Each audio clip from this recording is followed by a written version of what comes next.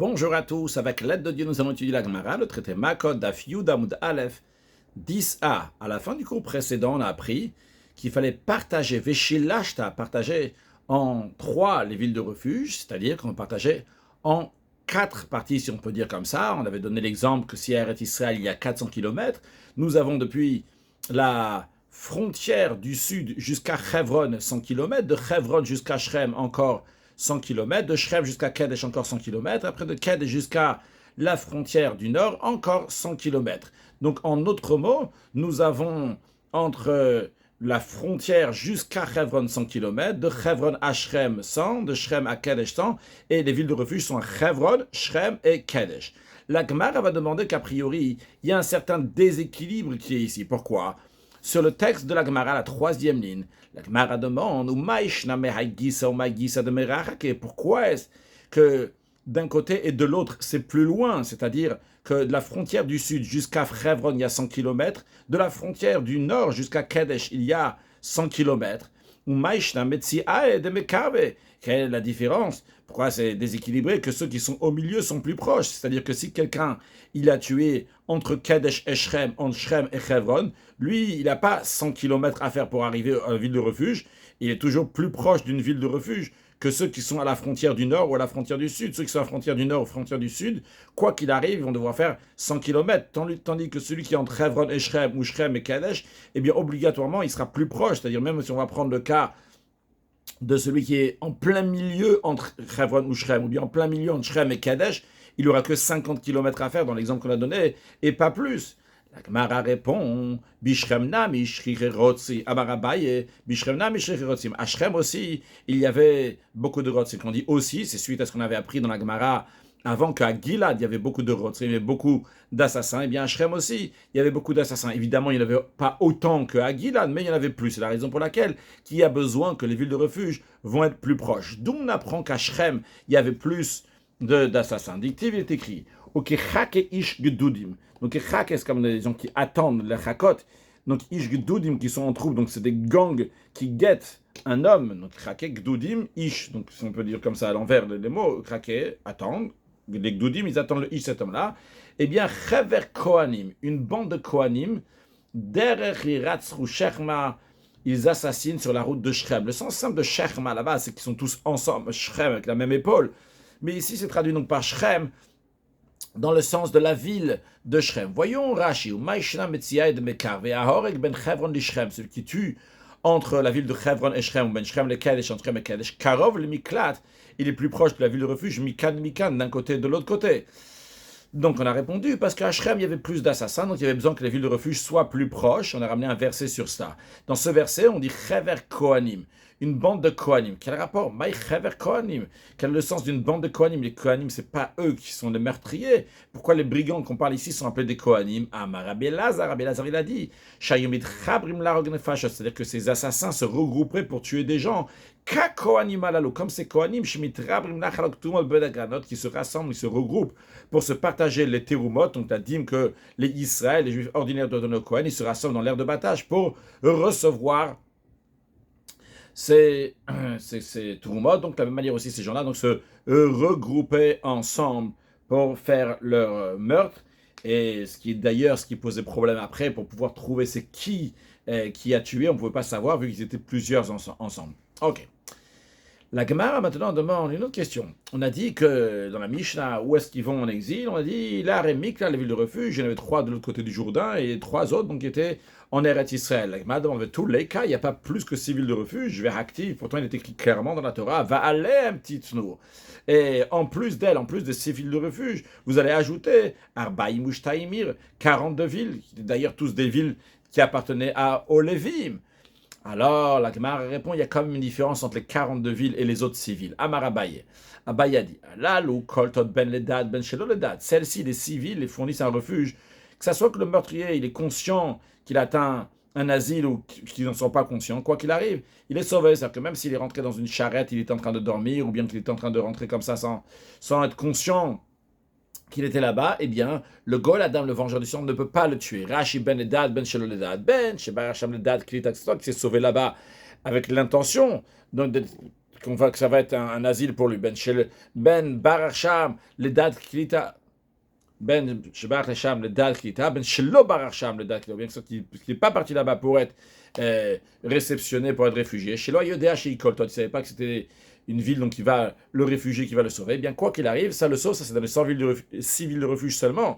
Par contre, Halalou, les autres 42, les Dad Koltot uniquement si la personne est consciente. Là, ça le sert de refuge chez l'Oledad. Par contre, s'il n'en est pas conscient, Inan Koltot, ça ne sera pas le refuge dans les 42 villes.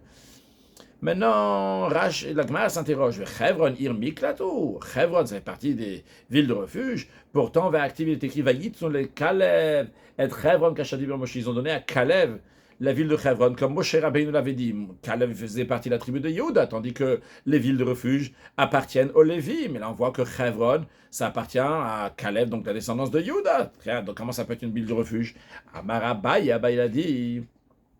Ce qu'ils ont donné à Kalev, c'est pas la ville de Chevron elle-même, mais c'est Parvada. Donc c'est les environs, dit-il, comme est écrit clairement, Vetsdeaïr, les champs de la ville de Chevron, Vetchatserea, et ces villages, c'est ça que les Kalev Ben Yifune, ils ont donné à Kalev Ben Yifune. La ville de Chevron en effet, elle était une ville de refuge. Rashi Parvada, Kfarim Vachatserim, donc les villes et les villages.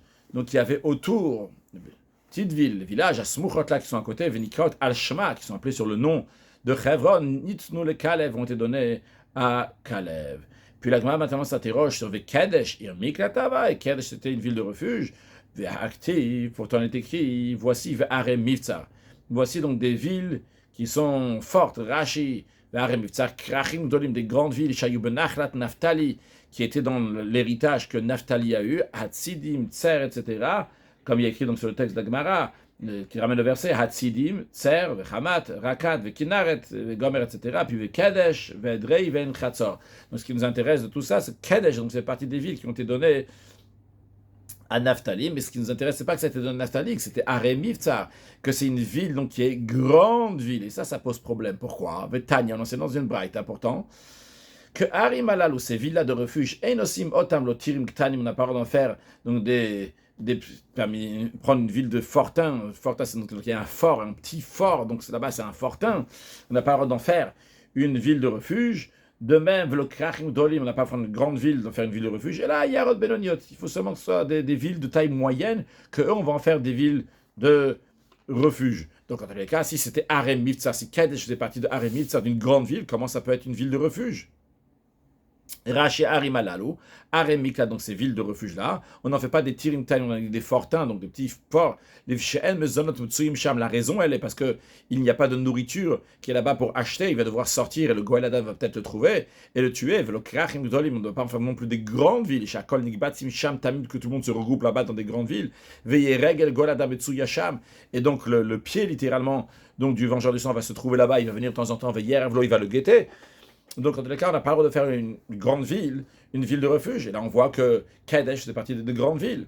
Deux réponses. Amar Rav Yosef, celle de Rav Yosef d'abord. Tarte Kadesh Ava. Il dit tout simplement, il y avait deux villes qui s'appelaient Kadesh. Une ville, donc, ça qui était une grande ville qui n'était pas une ville de refuge. Et une autre ville qui s'appelait Kadesh, qui était une plus petite ville, qui était une ville de refuge. Deuxième réponse, Amar Ravashi. Ravashi dit, en effet, les deux, ils s'appellent Kadesh, ils étaient l'un côté de l'autre, mais qui donnent Slikum ve'akadi Slikum. Par exemple, donc là, c'est Lucie et le village de celui-ci. Donc celui-ci, c'est une ville qui est fortifiée, et il a un faubourg qui était une petite ville qui portait le même nom. La même chose aussi pour Kadesh. Il y a une grande forteresse qui portait ce nom-là, et il y a une ville de taille moyenne dans les environs qui était aussi appelée ainsi, donc Kadesh. Et ça, celle qui était aux environs est appelée les Harem Miklat. Comme Rashi nous dit, comme Ir Mivtsar, donc c'est une ville fortifiée, une ville forte. Yesh Kfar Samour. Il y a un faubourg qui est proche, Anika Akradislikum, qui est appelé le village de Slikum. Il est rattaché à Slikum. Alors, car Kadesh, la même chose aussi. Aïr, la ville Mivtsar, c'est une grande ville, donc Kadesh Aïr Mivtsar, c'est la grande ville. Ve'ir Benoni Esmour, là, il y a une petite ville, une ville moyenne qui est à côté. Anikret Al-Shema, qui est appelée sur le même nom. Donc, c'est Kadesh agrandi, donc c'est sur le côté, et c'est là-bas, c'était la ville de refuge. Goufa, la Gemara revient sur la Braïta qu'on a ramenée comme ça, qu'on a posé la question Kadeshir Mivtsa. Pourtant, il y a écrit dans la Braïta comme ci, comme ça. On n'a pas dit toute la Braïta. Voyons toute la Braïta dans son intégralité. Goufa, donc on revient au texte de la Braïta. Arimalalou, ces villes de refuge. Enosimotam lotirim ktanim, la Braïta nous dit on ne peut pas le faire désigner comme parmi des fortins, on a dit parce qu'il n'y a pas de quoi acheter à manger là-bas. Vlokrachim dolim, ni des grandes villes, on a dit parce que après le Goël Adam va se trouver là-bas, il risque de tuer le meurtrier. Et là, Yarod Benoniot, mais uniquement, on doit en faire donc parmi des villes de taille moyenne, c'est là qu'on va désigner une ville de refuge. On les établit, ces villes de refuge, uniquement dans un endroit où il y a de l'eau. Et s'il n'y a pas d'eau, on leur amène de l'eau. Alors, Rashi va nous répondre à une question. On dit, on établit la ville uniquement s'il y a de l'eau. Après, s'il n'y a pas d'eau, on amène. Quand on établit une ville de refuge s'il n'y avait pas d'eau? Alors, Rashi nous dit, Ve'imen Shamaim, s'il n'y a pas d'eau, c'est-à-dire lorsque Yoshua, le successeur de Moshe Rabbeinu, a fait rentrer le peuple juif en Eretz Israël, il a fait un tirage au sort et a dit voilà, Reuven va aller là-bas, Shimon va aller là-bas, les Lévim vont recevoir telle et telle ville. Alors il y a des villes qui sont tombées au tirage au sort pour les Lévim et il n'y avait pas d'eau. Alors ceux-là, s'ils ont été désignés pour des villes de Lévim et automatiquement ils deviennent des villes de refuge, alors ceux-là, ils l'ont amené dans des canaux d'eau. Après ça, des fleuves qui étaient lointains. Continuons la Braïta, qui nous dit que on les établit, ces villes-là, uniquement dans un endroit où il y a des marchés de telle sorte où ils puissent facilement se procurer de quoi vivre.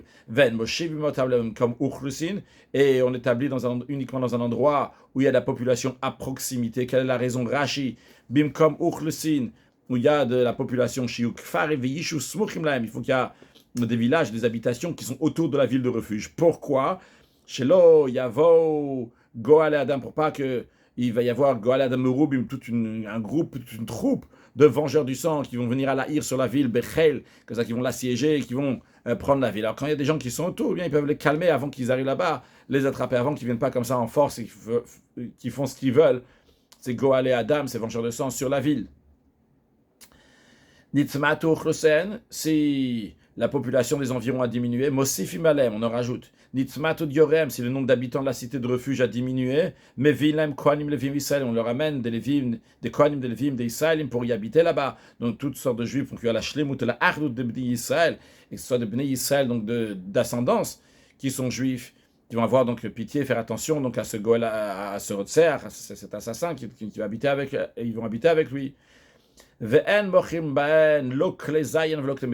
droit d'y vendre ni des armes de guerre, ni des instruments de chasse. Ça, c'est dit Rabbi Nechemia, l'opinion de Rabbi Nechemia. Rachik les Zayan, donc des instruments de guerre, des armes de guerre. Chez le Yikne Goel Adam Sham, pour Zayan, pour pas que le vengeur du sang va acheter là-bas dans la ville, donc des armes, Yarog, il va tuer. Chez Miavik les Zayan, comme Yagishubo, parce que s'il va amener des ustensiles de chasse, des armes de l'endroit où il habite, et pour arriver là-bas, on va le reconnaître, on va ressentir qu'il est là. Par contre, s'il a dans la ville, on ne va pas le ressentir. Donc c'est la raison pour laquelle on n'a pas le droit d'en vendre. De même, on n'a pas le droit de vendre des instruments de chasse, avec ça aussi, donc on tue des animaux, donc il pourra tuer aussi le meurtrier, le goladam en les achetant. Donc ça, c'est l'opinion de Rabbi Nechemia. Continuons sur le texte de la Braïta qui nous dit que les sages, ils permettent la vente d'armes. Veshavin, par contre, ils sont d'accord aussi bien, Rabbi Nechemia et Chachamim, Shen Porsim Betocham Betsudot, qu'on n'a pas le droit de déployer des pièges, on ne tresse pas des cordes pour poser des pièges, que de shloter, règle goel adam etsuyasham, pour pas que le vengeur du sang va s'y rendre souvent là-bas, pour faire des affaires, pour faire ces choses-là là-bas. On ne veut pas faire des attractions qui vont amener donc des gens qui vont tuer le Rotser, le meurtrier qui a tué par inadvertance.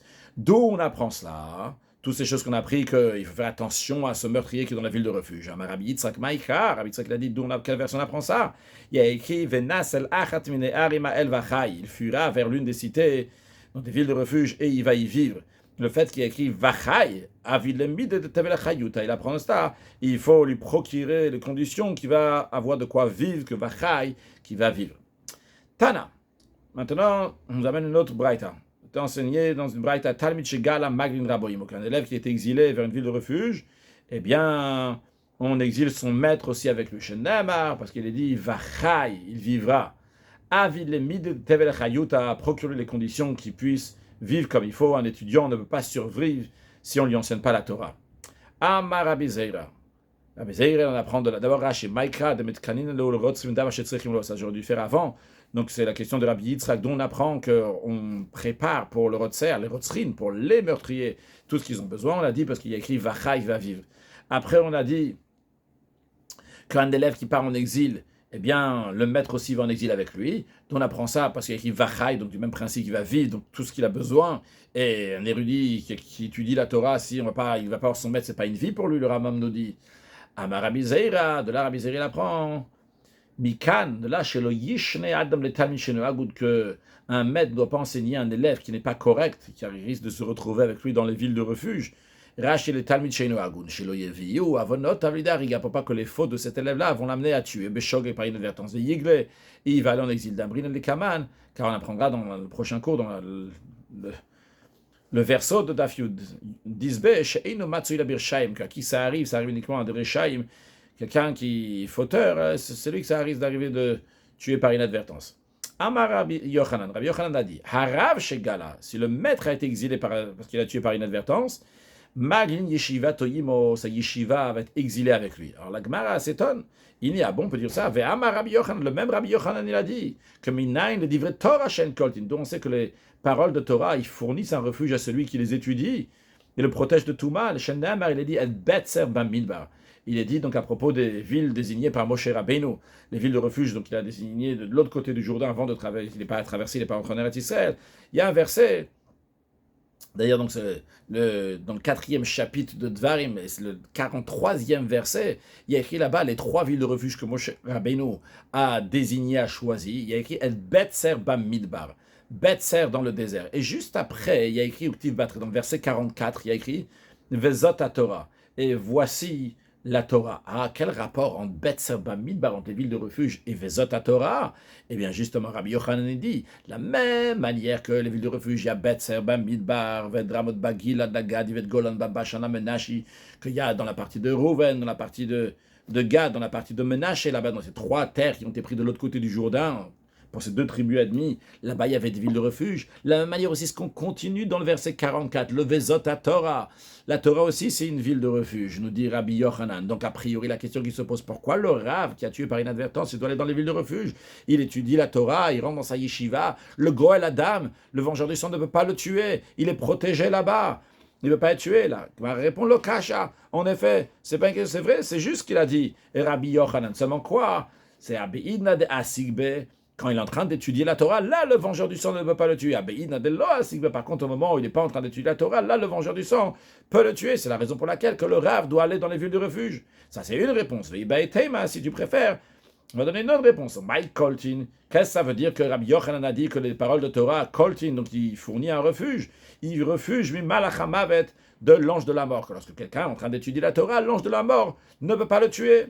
Et qui a de Rafriza, comme ce qui est arrivé à Rafriza, Havayati Vegaris Veverav, qui était assis étudié dans la maison d'études, Velo Havaka Yachol Shlicha de Malacha de Mota, le Mikav le Gabé de l'Avashati, qu'il envoyait de l'ange de la mort, ne pouvait pas s'approcher de lui, parce que de l'Avashati qui pouvait m'émigrer, c'est qu'à sa bouche n'était jamais silencieuse d'étudier. Il ne sait pas quoi faire. Ça arrivait le moment que Rafriza devait quitter ce monde. Alors, qu'est-ce qu'il a fait? L'envoyé de l'ange de la mort. Salik. Il est parti, il est monté, Veyativ. Il s'est installé à Arza de Berav sur le cèdre, sur la poutre qui tenait la maison d'études. Pas qu'à Arza, le cèdre s'est fendu, donc la poutre qui tenait le plafond, elle s'est fendue. A priori, ce que je comprends, le plafond ne s'est pas écroulé. En tout cas, le fait que cette poutre-là est tombée, et en tout cas, elle s'est fendue, eh bien, Veshatik, par cela, Rav, il s'est tué à l'instant, il y a quelque chose qui s'est passé. Et à ce moment-là, Veyachil, l'envoyé de l'ange de la mort, a pu le vaincre et prendre son âme. Amar Rabbi Tanchum Bachanilai. Rabbi Tanchum Bachanilai nous demande une question. Il dit, pourquoi Rouven a-t-il mérité que Betzer Bamidbar, dans les 3 villes de refuge que Moshe Rabbeinu a désignées de l'autre côté du Jourdain, les premières villes de refuge a été dans le terrain qui a été donné à Rouven de l'autre côté du Jourdain, Betzer Bamidbar, Be'eretz Hamishor, la Rouveni, la Torah nous dit. Pour Rouven, pourquoi Rouven, lui, il a été en premier que chez lui, il y a eu la ville de refuge? Réponse hélène, parce que l'aïeul de cette tribu de Rouven, donc Rouven lui-même, il a proposé un sauvetage dans l'histoire de Yosef. Lorsque ses frères l'ont voulu le tuer, Shenemar, il a dit, Vayishmar Rouven, que Rouven a entendu que ses frères voulaient tuer Yosef, Vayatzilur miyadam, et il a sauvé Yosef des mains de ses frères. Rashi, Limanat Batsalatrila, donc Rouven a été mentionné en premier dans le sauvetage. Que quand on parle des villes de refuge, la première ville de refuge qui a été faite, donc c'était par Moshe Rabbeinu, dans les premières de Moshe Rabbeinu, c'était lesquelles? Celle de Reuven. La réponse elle est parce que lui, c'est lui qui a aussi mis un sauvetage en premier, un sauvetage pour Yosef. Daraj Rabbi Simla il a expliqué, quelle est l'explication du verset Aziyavdil Moshe Shalosharim, que Moshe, il a désigné 3 villes, Be'ever de le côté du Jourdain, hein, mais on rajoute Mizrach Shamesh, vers le soleil levant. Et pourquoi il y a besoin de dire vers le soleil levant? Moshe Rabbi, de l'autre côté du Jourdain, on sait de quel côté c'était. Alors, Rabbi Simla explique, Amala Kadosh Baruch le Moshe. Dieu il a dit à Moshe Rabbeinu, Hazrach Shamesh Lerotzim, permet au soleil de briller pour le meurtrier, qu'ils ont leur nécessité, ce qu'ils ont besoin lorsqu'ils sont en exil. Rashi Hazrach Shamesh Lerotzim, le Hachinlem Chayutam, pour leur préparer leur subsistance, qui gon Hanach Miledelel, comme par exemple ce qu'on a dit avant, dans telle ville, etc., tout ça, qui vont avoir ce qu'il faut. Ikadam, il y en a d'autres qui disent que l'idée du soleil ici, c'est Amarle, il lui a dit, Hizrach Shamesh Lerotzim, tu as fait en sorte que le soleil se lève pour le meurtrier, en désignant 3 villes pour leur servir de refuge. Daraj Rabbi Sima a expliqué, dit quelle l'explication du verset Oev Kesef, Lo Yizba Kesef, ou Mi Oev Be'amonot. Donc celui qui aime l'argent ne sera pas rassasié de l'argent. La suite du verset, deuxième partie du verset, et celui qui aime une multitude n'a pas de récolte. Alors, d'abord on fait Rachid avant, par en arrière, Israël Tashem Ashterotrim, Be'avdal Azor, en cette désignation de ville de refuge, tu as mis le soleil aux meurtriers qui vont là-bas, et fait assis, tu as fait quelque chose de bien. Ok, on revient à Rabbi Sima, il a dit, il a bien inversé, celui qui aime l'argent ne va pas être rassasié d'argent, et celui qui aime la multitude n'a pas de récolte. Eh bien, c'est qui ce Oev Kesef, le Isba Kesef, celui qui aime l'argent ne sera pas rassasié d'argent, c'est Moshe Rabbeinu qui n'est jamais rassasié de mitzvot qui sont appelés de l'argent. Moshe Rabbeinu savait que les 3 villes situées de l'autre côté du Jourdain ne vont pas être opérationnelles tant qu'on n'a pas fait les 3 villes qui sont dans la 3 villes de refuge dans la terre de Canaan, dans Eretz Israël. Malgré ça, il a dit, mitzvah shebala yadi, j'ai une mitzvah qui me tombe sous la main, akaimena, je vais l'accomplir, et il a désigné les villes de refuge. Ça, c'est la première partie du verset. Ou miyoav be'amon lodvoa. La deuxième partie du verset qui dit, celui qui aime une multitude n'a pas de récolte. Il dit comme ça, l'autre voix qui dit n'a pas de récolte, il va être traduit par l'eau à lui, lamed vav, pas lamed aleph, qui veut dire non, mais l'eau à lui, voix de la récolte. C'est-à-dire, le mina et le lamed be'amon à qui convient d'enseigner à une multitude, mishikol voix chez l'eau, celui qui a toute la récolte, c'est-à-dire qu'il y a aussi bien le Chumash, la Mishnah, la Gemara, il est expert dans toutes les branches de la Torah. Ça va dans le même esprit de ce que d'abord Rachid, le Lamed Be'amod, l'Hidrosh Be'rab, qui convient d'enseigner en public, celui chez Kol Dvoa Shelo, celui que toute la récolte est à lui, chez Baki Mika, qui est compétent aussi bien dans le Chumash, dans Mishnah, dans Halachot, dans Agadot. Donc il est compétent dans toute la Torah. Et c'est ce que Rabbi Lazar a dit. Maïdictive, quelle est l'explication du verset dans les Teilim? Miyemal el gvurat Hashem, qui racontera les actes de puissance d'Hachem. Yashmiya kol teilato, va faire entendre toute sa louange. Alors là-bas dans le psaume, c'est une question, qui pourra le faire? Mais ici, traduit dans cet esprit-là, non pas en tant que forme de question, les minae, les mal el gvurat Hashem, à qui convient de dire les actes puissants d'Hachem? Miché yachol hashmiya kol teilato, à celui qui est capable de faire entendre toute sa louange. Continuons notre explication sur ce verset-là. Mi oev be'amon lodvoa, celui qui aime une multitude à lui et la récolte. Donc l'eau maintenant on traduit donc l'eau pour lui, donc pas l'odvoa qui n'a pas de récolte, mais l'odvoa lui la récolte. Une autre explication vers Rabbanan veitem Rabba bar Mari Amar. Les sages, il y en a qui disent c'est Rabba bar Mari qui a interprété le verset de manière suivante. Mi oev be'amon lodvoa, celui qui aime une multitude à lui et la récolte. Kola oev be'amon lodvoa, tout celui qui aime l'abondance. Celui qui possède une abondance de connaissances en Torah, à lui sera la récolte. Rashi, il avait une autre version, comme on peut voir ici sur le texte de Rashi, celui qui aime, donc Maran a dit celui qui aime l'abondance, mais Rashi dit celui qui aime donc les érudits en Torah, lui va avoir la récolte, c'est-à-dire il va avoir la récolte que sa descendance aussi va être dans le droit chemin de Torah. A Torah mechazeret alav, la Torah le revient vers lui, le cours derrière, Valzaro et sa descendance, comme on dit ailleurs, on traité Shabbat, celui qui aime les sages, il va avoir des enfants qui sont sages. Et la Gemara dit que les sages ont tourné leur regard, Ils ont mis leurs yeux, Berava, Brederaba, à Rava, fils de Rabba, que, comme Rashi nous dit, Yavu Rabbananayu Beraba, Shayoev, Talmid Chacham Biyoter, que lui, il aimait beaucoup les sages. Vahayelobanim Talmid Chacham, il avait des enfants qui étaient érudits en Torah. Siman, un signe, Ashi Lilmod, Ravina Lelamed. Donc, on va voir ici un enseignement de Rav Ashi, un enseignement de Ravina. L'enseignement de Rav Ashi, on va dire Lilmod, donc d'étudier, et Ravina, ça va être le Lamed. Rashi nous dit Ravashi Amar, etc. Bidi Ravashi Garsinan Lilmod, Rashi on dit Lilmod donc d'apprendre, Bidi Ravina Garsinan le Lamed pour enseigner. D'ailleurs, d'après certains, la raison pourquoi Rashi insiste sur ça, c'est parce que Ravina était plus âgé que Ravashi, donc on aurait dû commencer d'abord pour parler de Ravina, et après ce que Ravashi l'a dit. Mais vu que Ravashi parle d'abord d'étudier, avant d'enseigner les Lamed, avant d'enseigner les lamed, on a besoin d'étudier, donc on dit l'enseignement de Ravashi avant. Ravashi Amar, qu'est-ce qu'il a dit? Kola Oev Lilmod Behamon, l'autre voix. Tout celui qui aime étudier en multitude, donc avec d'autres personnes, à lui sera la récolte. Ve'ainu d'Amar Rabbi Yosef Rabbi Chanina, d'abord Rashi, Lilmod Behamon, im chaver im rabim, celui qui veut apprendre avec beaucoup d'amis. Alors lui, il a la récolte. Ve'ainu d'Amar Rabbi Yosef Rabbi Chanina, c'est dans l'esprit de l'enseignement de Rabbi Yosef Bachanina, qui a dit, Maïdiktiv, quelle est l'expression du verset qui dit Cherev el abadim vennoalu.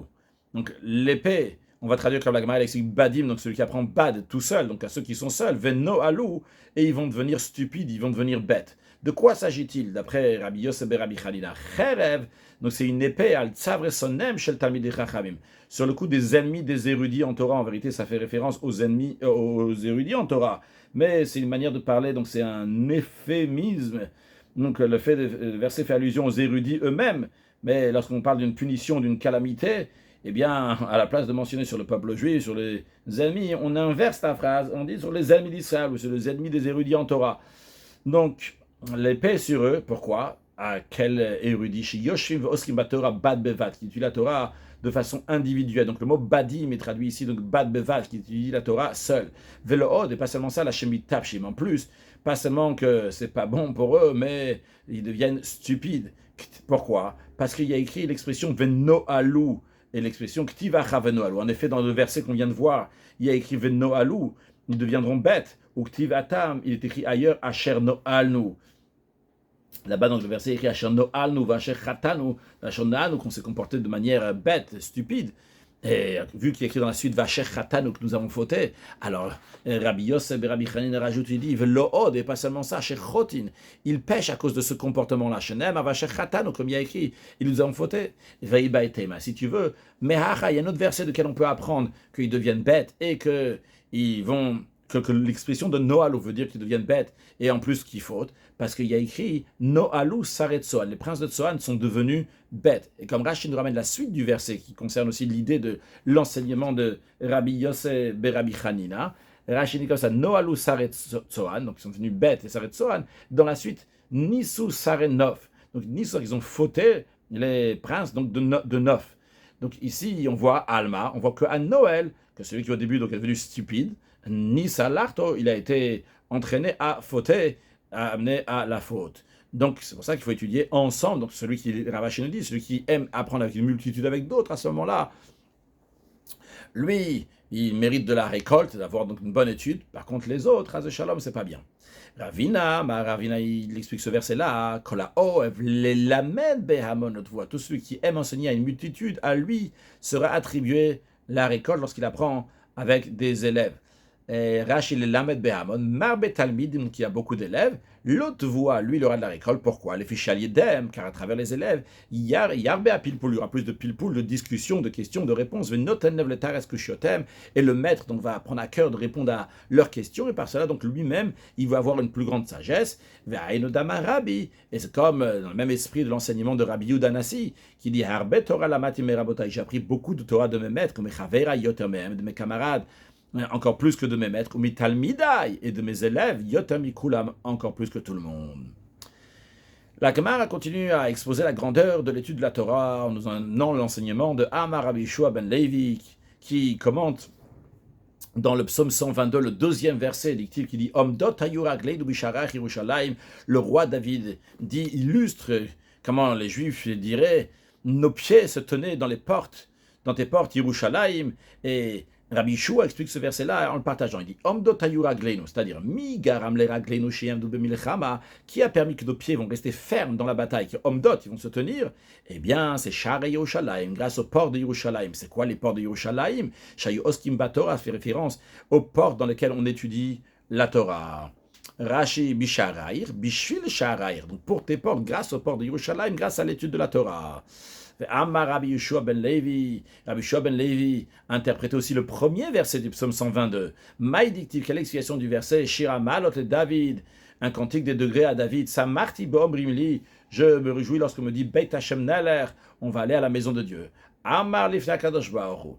David a dit devant le Saint béni soit-il, Ribono shel olam, maître de l'univers, Shabbat ibn Adam shayu omrim, j'ai entendu des gens qui disaient, Mataya mudzakanze, quand est-ce que ce vieillard David Amer va mourir? Veyavo Shlomo bno, que son fils Shlomo vienne, veyivne bet aprira, et qui va construire le temple. C'est-à-dire que David Amer avait déjà fait les plans du Bet Hamikdash, mais Dieu lui a dit, c'est pas toi qui vas le construire, c'est ton fils Shlomo. Alors David Amer a entendu des gens qui disaient, mais déjà David il meurt, et comme ça son fils il va faire le Bet Hamikdash, et comme ça ils vont pouvoir servir à Kadosh Baruch Hu, la règle. On va pouvoir monter à la fête pour pèleriner.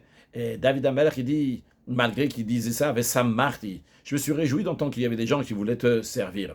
Amar lo Kadosh Baruch Hu, Dieu lui a dit, Ki tov yom bachatzerecha. Je préfère un jour dans tes parvis à toi, de David Amel, à bien ton parvis qui est vide. Il n'y a rien pour l'instant dans le parvis du Bet Hamikdash. Mais je préfère un jour d'étude de Torah dans ton parvis que toi t'étudies David Amel, plutôt que Me'elef, plutôt que 1000. Qu'est-ce que ça veut dire 1000?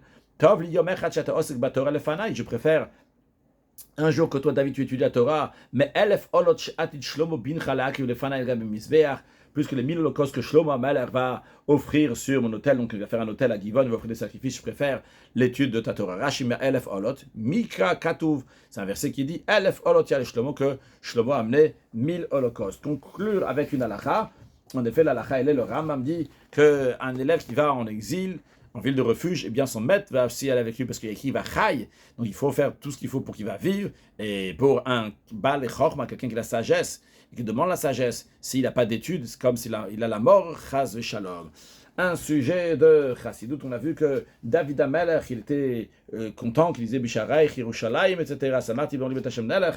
Eh bien, il y a une explication qui est dans le Maharsha, dans le traité Megillah, que le rabbi développe dans Kunkas Bed Rabbeinu Shebe Bavel, que c'est quoi l'explication de Samarti be'omrim bet Hashem Naler? Je suis content, comme dit, on va à la maison de Dieu. Et homme de Tayura Gleinu Bishar Yerushalayim, vu que quand Mashiach va venir, bien tous les synagogues et tous les lieux d'études vont se raccrocher au Bet Hamikdash. Alors déjà aujourd'hui, lorsqu'on a les pieds à la synagogue, au lieu d'études, eh bien, on est déjà considéré homme de Tayura Gleinu Bishar, on est déjà à Yerushalayim. Et dans le Yerushalayim même, il y a plusieurs niveaux de Gdusha, bien qu'il y ait écrit dans Yecheskel, Vayirem, le Migdash Me'al, dans chaque endroit où les Juifs y vont, eh bien c'est un petit sanctuaire pour Akadosh Baruch Hu. Mais il y a le grand sanctuaire qui est le sanctuaire donc, du Bet Hamikdash, du temple, et la Gemara elle dit que ça a été exilé, les Gdusha elle a été exilée, elle se trouve dans Bed Rabbeinu Shebe Bavel, le rabbi dit que ça fait référence à 770 Eastern Parkway, à la maison donc, du rabbi, dans lequel là-bas, la lumière, elle sort pour le monde entier, comment il faut se comporter, comment ça envoie des shluchim. Le rabbi envoie des shluchim de partout là-bas pour que le monde va se préparer pour la venue de Mashiach. Eh bien, il y a une Gdusha qui est particulière encore plus que dans les autres synagogues. Bien, dans chaque synagogue, la Shrina, dans la Shrina même, il y a plusieurs niveaux. Eh bien, ça se rattachait à Yerushalayim et à Bet Hamikdash très prochainement, parce que Mashiach va venir. En attendant, quand on va à 770 Eastern Parkway, d'ailleurs, chaque synagogue, c'est Yerushalayim, mais quand on va là-bas, donc un niveau de Shrina qui est très très proche de celui du Bet Hamikdash, encore plus que ça, la Shrina qui avait dans le Bet Hamikdash, elle a voyagé aujourd'hui à 770 Eastern Parkway. Donc, dans tous les cas, voyageons chez le Rebbe dans un instant de galoute avant de voyager tous ensemble. On arrête sa Kodesh avec Mashiach. Now, une excellente journée.